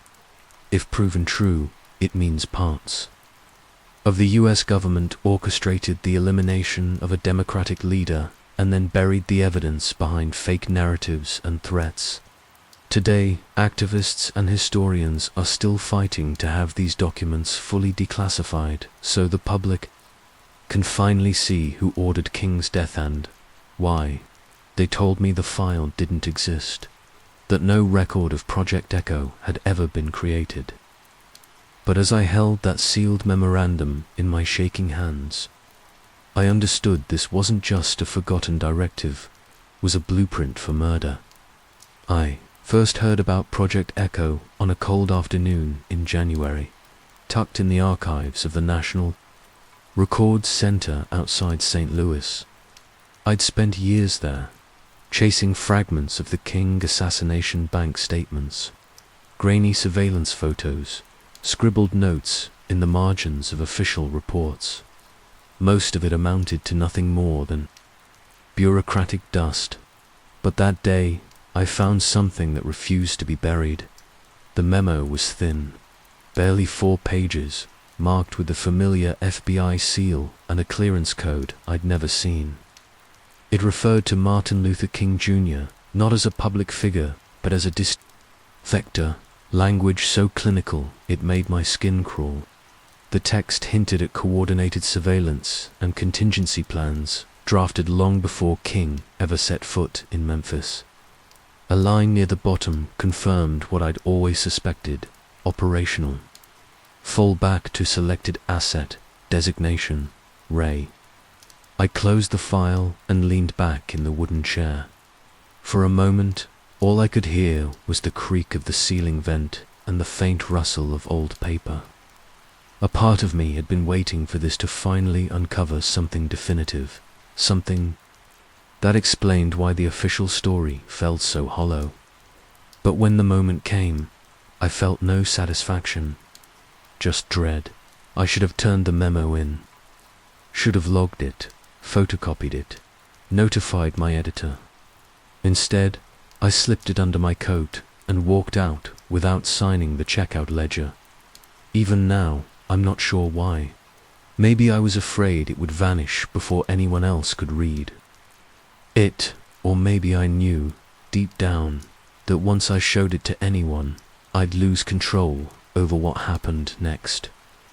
Later that night, I sat in my kitchen with the document spread across the table, the words blurring into a single accusation, that King's death was never about a lone gunman. It was about something older and colder, machine built to neutralize hope. In that moment, I made a promise. I would find every scrap of evidence this operation left behind, even if it meant destroying what was left of my life. I didn't sleep. That night, the memo lay folded in my jacket pocket like a live wire, humming with the promise of something I hadn't dared to imagine. By dawn, I'd already drafted a list of names people who might have seen or heard traces of Project Echo, before it was buried under decades of official denials. Near the top was Harold Keene, a retired intelligence analyst who'd worked in the domestic surveillance division during the late 60s. Found him in a private nursing home outside Baltimore, a grey building that smelled of antiseptic and old carpet. He was thinner than I'd expected, almost frail, with a voice that sounded brittle when he asked who I was. But when I told him why I'd come, I saw a flicker of recognition, like he'd been waiting for someone to ask the right question. He didn't waste time. His words came slow but deliberate, every syllable shaped by the burden of what he'd kept to himself. He said Ray was never intended to be the assassin. He was a fallback, A convenient profile if their preferred options failed. A criminal without ties, no credible alibi, no one to vouch for him. Keane called it a list of viable scapegoats, and though his eyes never left mine, I felt he was seeing a younger version of himself, hunched over the same files in some windowless office. Before I could press him for more, who chose the names, how they planned to manage the aftermath, a nurse appeared. She spoke gently, but there was something practiced in the way she guided me toward the hallway. She said he was too tired to continue, that I should come back another day. Never got the chance. The next morning, I called the home to schedule a follow-up. A different nurse answered. Her voice was flat, rehearsed. Mr. Keane had passed away in the night, she said. Natural causes. She didn't elaborate. I hung up and stared at the kitchen wall until the daylight shifted. The loss of that testimony felt deliberate, as though someone had anticipated my questions and decided they'd waited long enough. I replayed every moment in that quiet room, trying to remember details I hadn't thought to write down. The way Keane's hands trembled, the names he almost spoke but swallowed at the last second. That was the morning I knew this wasn't just a story, it was a threshold. Once I stepped over it, there was no going back. I spent the next week trying to verify the fragments Keane had given me. Late nights at the archives blurred into early mornings at my kitchen table, the same memo unfolding itself over and over in my mind. The more I dug, the clearer it became that the list he described wasn't a rumor or a theory, it was a contingency plan, drafted long before the first headlines blamed Ray. But facts alone don't explain what I started to feel then. A pressure I couldn't name, like some invisible hand was sliding between me and every source I reached out to. Calls went unanswered. Emails bounced back with no explanation. Once, when I stepped outside to clear my head, I spotted a black sedan idling across the street. No plates, windows tinted too dark to see inside. I tried to tell myself I was imagining it. That paranoia was just the cost of chasing a story no one wanted told. But one night, as I drove home from the county records office, that same car pulled into my lane and held steady behind me for nearly 10 miles. When I turned onto the ramp for the expressway, the headlights surged forward, and my rearview mirror filled with blinding white. The impact wasn't violent, just enough to push my car onto the shoulder, tires grinding against gravel. For a moment, the world fell perfectly silent. Then the engine sputtered and died. I sat there with my hands on the wheel, waiting to see if someone would step out. No one did. The car behind me reversed, turned smoothly onto the frontage road, and disappeared into the dark. That was the night I stopped pretending this was only about history. I went home and did what I'd sworn I wouldn't. I logged onto a secure whistleblower network, one I'd learnt about from an old contact in counterintelligence. The name they used was Spectre. No location, no personal details, just a string of encrypted messages that felt as close to a lifeline as I was going to get. Spectre told me Project Echo wasn't just an FBI initiative. It was a joint CIA operation, bankrolled by defense contractors who saw King's coalition as an existential threat. Billions in war contracts, surveillance programs, and political alliances all at risk if he managed to unite the civil rights movement with the anti-war protests. When I closed the laptop that night, the quiet of my apartment felt heavier than it ever had. I understood that if I kept going, I'd have to let go of any idea that I was still in control. I woke before dawn and checked the locks on every door and window, though I knew it wouldn't matter if someone really wanted to get Inside, my phone was still turned off. My laptop sat closed on the kitchen table, the last message from Spectre flickering in my mind. "You're not the first to look into this." That was all it said. And somehow, it was more unsettling than any threat could have been. Later that day, I received a secure link to a file drop hundreds of scanned pages, most stamped with classification codes I didn't recognize. I printed the first few and spread them out in a neat grid across the floor, hoping order might make the truth easier to face. It didn't. The documents were transcripts, meeting notes, draft memoranda. They described contingency plans so detailed. I wondered how the planners had ever convinced themselves this was a justifiable response to dissent. In their words, King was never a preacher or an activist. He was a destabilizing influence that needed to be contained. One memo outlined how the press would be steered toward pre-approved narrative stories about Ray's violent past, his supposed ideology, his obsessive hatred of King. Another described leveraging relationships with local police to control the crime scene, to ensure no competing version of events had a chance to take root. I read until my eyes ached, until every paragraph felt like a confession someone had slipped into the public record by mistake. But it was no mistake, it was method, and it worked. By afternoon, I was on a flight to Memphis. The archives there were smaller, but they held something I hadn't expected. Retired police who still remembered that day. One of them, a man named Ellis, agreed to meet me in a diner off Union Avenue. He was in his 80s, skin the color of old paper, voice soft enough I had to lean in to catch every word. He said federal agents were already on site before the first Memphis officers arrived. They'd set up lights, marked the balcony, cordoned off the area with tape that didn't bear the city seal. He told me they were polite but unyielding, like they'd rehearsed it. When I asked why, he never spoke. He looked out the window for so long I thought he hadn't heard. Then he said, because no one would have believed me. That night, in a cheap motel on the outskirts of town, I laid out the photos and transcripts again, trying to stitch them into something coherent. But there was no neat shape to what I was uncovering. Just a darkness spreading outward from one idea, that the story I'd always believed was never meant to hold together under scrutiny.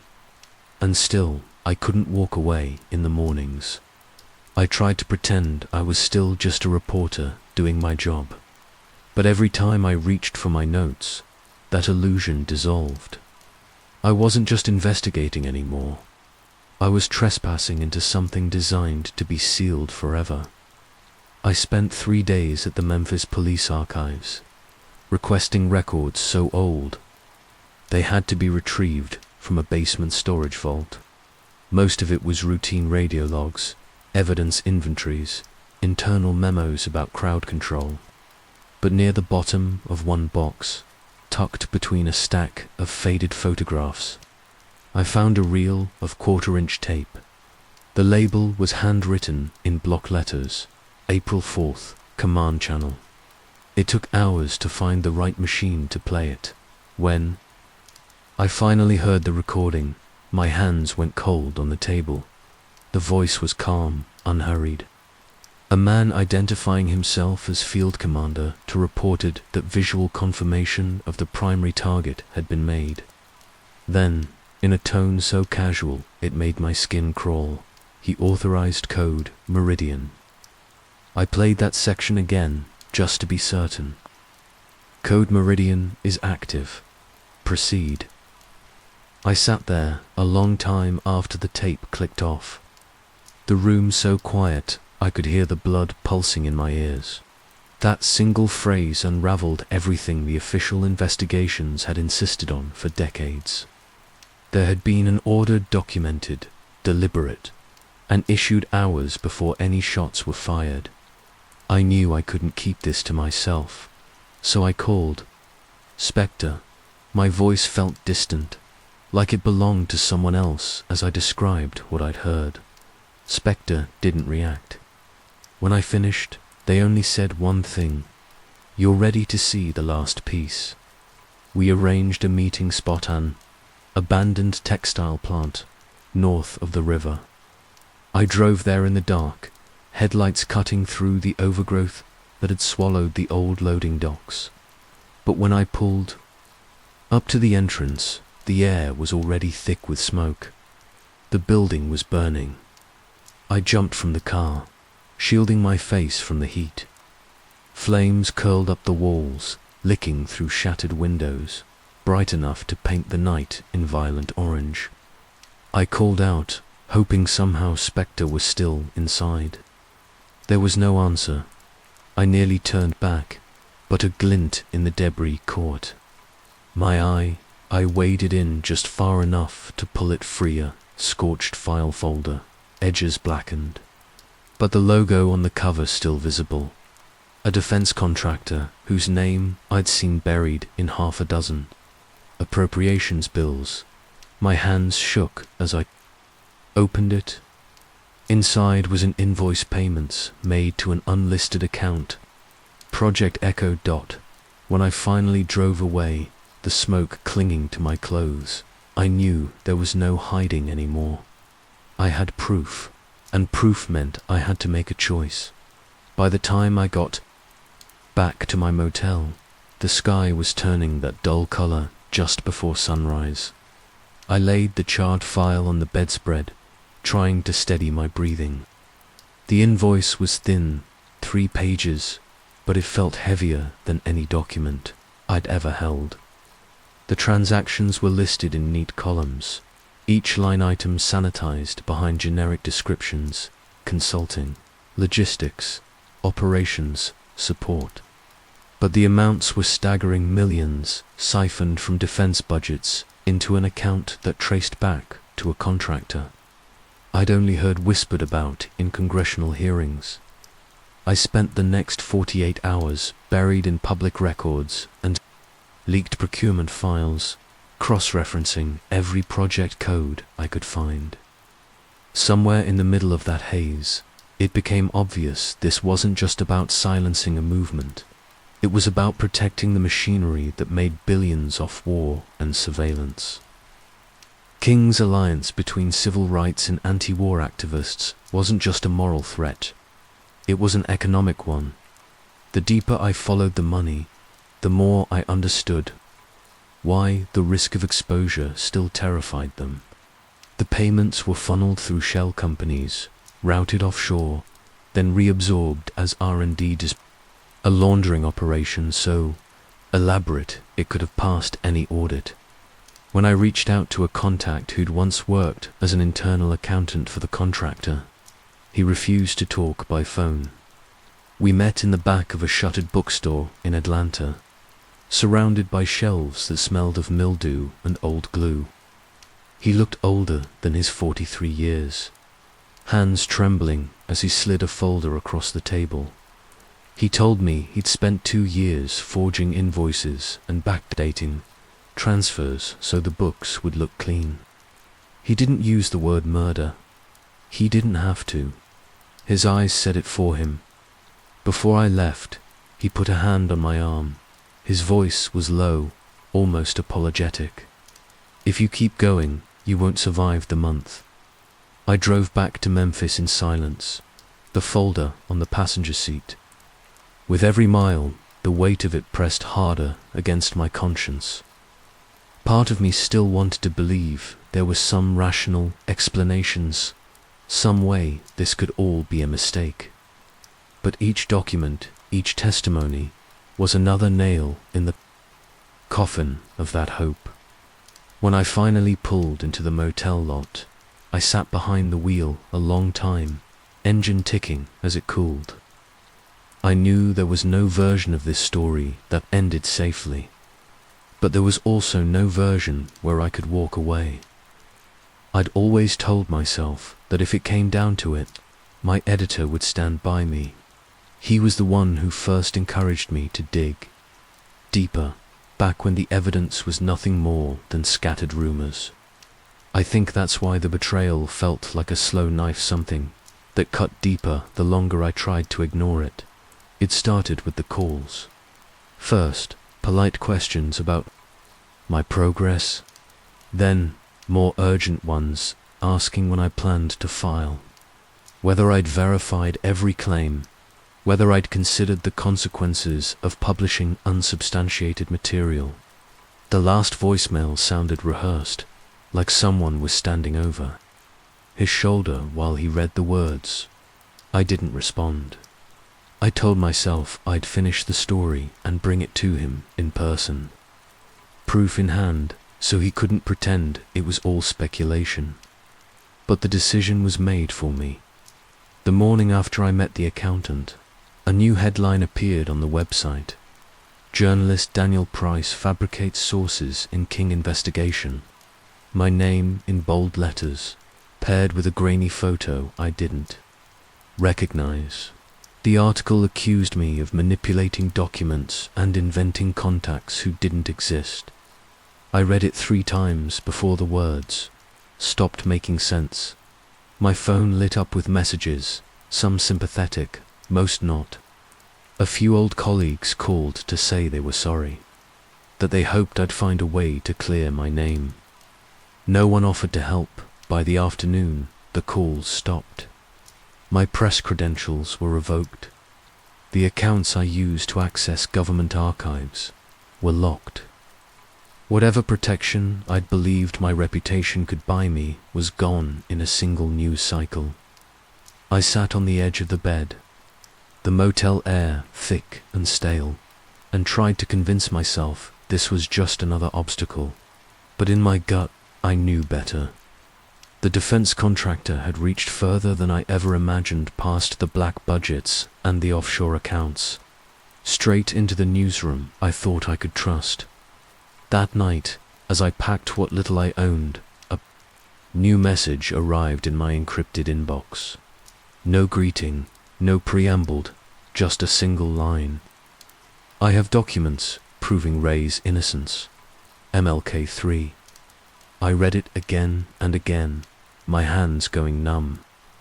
I knew it could be a trap, but I also knew this was the last chance to put the truth into the light, before they buried me for good.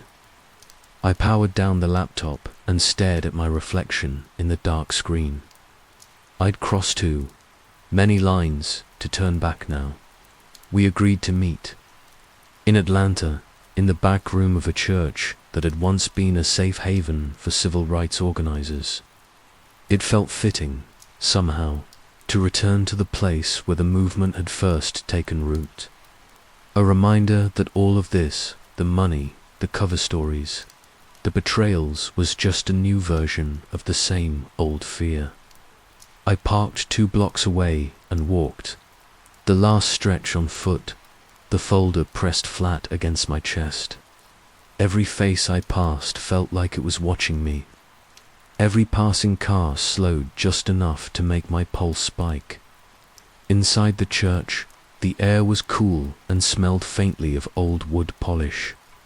I found him sitting alone in the last pew, a man whose name carried more weight than most governments. He looked up when I entered, and for a moment, neither of us spoke. Martin Luther King III had the same quiet gravity I'd seen in the photos of his father. When he finally stood, he didn't bother with introductions. He simply handed me a slim envelope. His voice was low, measured. "This is everything I have left." My father knew they were coming for him. He just didn't know how far they'd go to bury the proof. I opened the envelope right there in the pew. Inside was a letter handwritten, dated 3 weeks before King's death. It described anonymous threats, break-ins, phone calls in the night. At the bottom, a single line: "If I am killed, it will be by my own government." Beside it was an unredacted directive. I recognized the header instantly, Project Echo, but this copy was clean. No missing sections, no black bars to hide behind. Every name, every budget line, every contingency spelled out in ink that looked fresh enough to bleed. I looked up to thank him, but his gaze had already drifted past me, toward the stained glass window glinting with dawn light. He didn't say another word. He didn't have to. I left the church before sunrise, the envelope zipped inside my jacket. The streets were empty, save for the occasional delivery truck rumbling past. For a moment, I let myself believe I'd finally outrun them, but 3 blocks from my car, I heard the engines. 2 black SUVs pulled into view, rolling slow and deliberate behind me. No headlights, no horns, just the low growl of pursuit that made my throat tighten. I ran. Every footstep sounded like it belonged to someone else. I cut through an alley, vaulted a rusted fence, felt my pulse hammering in my ears. When I finally reached my car, I didn't look back. I threw the envelope onto the passenger seat and drove, until the city dissolved into back roads and dark trees. It was the first time I understood I would never be able to go home again. By the time I stopped driving, I was somewhere in northern Alabama, parked behind an abandoned farmhouse with no lights for miles. I killed the engine and sat in the dark, my hands still clamped around the wheel.